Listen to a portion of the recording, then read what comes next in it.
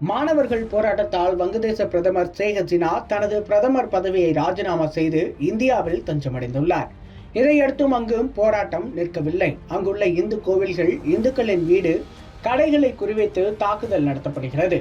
இதனால் ஆக்ரோஷமான இந்து மக்கள் 7 லட்சம் பேர் திரண்டு தலைநகர் டாக்காவில் போராட்டத்தில் ஈடுபட்டது பெரும் பரபரப்பை ஏற்படுத்தியுள்ளது. வங்கதேசத்தின் சுதந்திரத்திற்காக போராடி உயிர் திறந்த தியாகிகளின் வாரிசுகளுக்கு இடஒதுக்கீடு வழங்க எதிர்ப்பு தெரிவித்து கடந்த மாதம் முதல் மாணவர்கள் பெரிய அளவில் போராட்டம் நடத்தினர். இந்த போராட்டத்தை தொடர்ந்து கடந்த 5ஆம் தேதி வங்கதேச பிரதமர் பதவியை ராஜினாமா செய்த ஷேக் ஹசீனா இந்தியாவில் தஞ்சமடைந்துள்ளார். இதையடுத்து கடந்த 8ஆம் தேதி வங்கதேசத்தில் இடைக்கால அரசு அமைந்தது. நோபல் பரிசு பெற்ற முகமது யூனுஸ் தலைமையில் இந்த இடைக்கால அரசு செயல்பட்டு வருகிறது.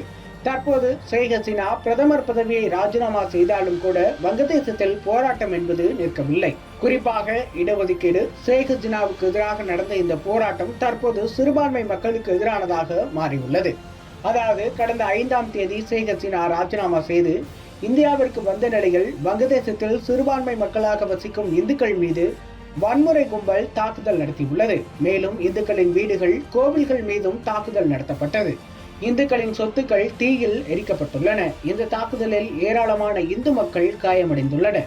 100க்கும் அதிகமானவர்கள் காயமடைந்துள்ளதாக சொல்லப்படும் நிலையில் ஷேக் ஹசீனாவின் அவாமி லீக் கட்சியை சேர்ந்த 2 இந்து தலைவர்கள் கொல்லப்பட்டுள்ளனர். இதையடுத்து சில இஸ்லாமியர்கள் இந்து மக்களை ஆதரவாக கண்காணிப்பு மற்றும் பாதுகாப்பு பணிகள் ஈடுபடுத்தப்பட்டுள்ளன. இருப்பினும் கூட வங்கதேசத்தில் இந்துக்கள் மீதான தாக்குதல் கட்டுக்குள் வரவில்லை. கடந்த 5ஆம் தேதி ஷேக் ஹசீனா ராஜினாமா செய்து இந்தியா வந்த நிலையில் வங்கதேசத்தில் 52 மாவட்டங்களில் இந்துக்களுக்கு எதிராக மொத்தம் 205 தாக்குதல்கள் நடந்துள்ளன.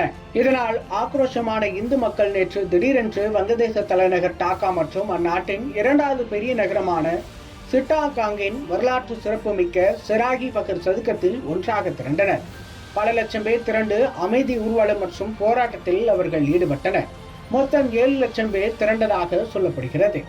இந்துக்கள் மீதான தாக்குதலை தடுக்கவும், தாக்குதல் நடத்தும் நபர்கள் மீது நடவடிக்கை எடுக்கவும் அவர்கள் அந்த அமைதி போராட்டத்தில் வலியுறுத்தி வந்தனர்.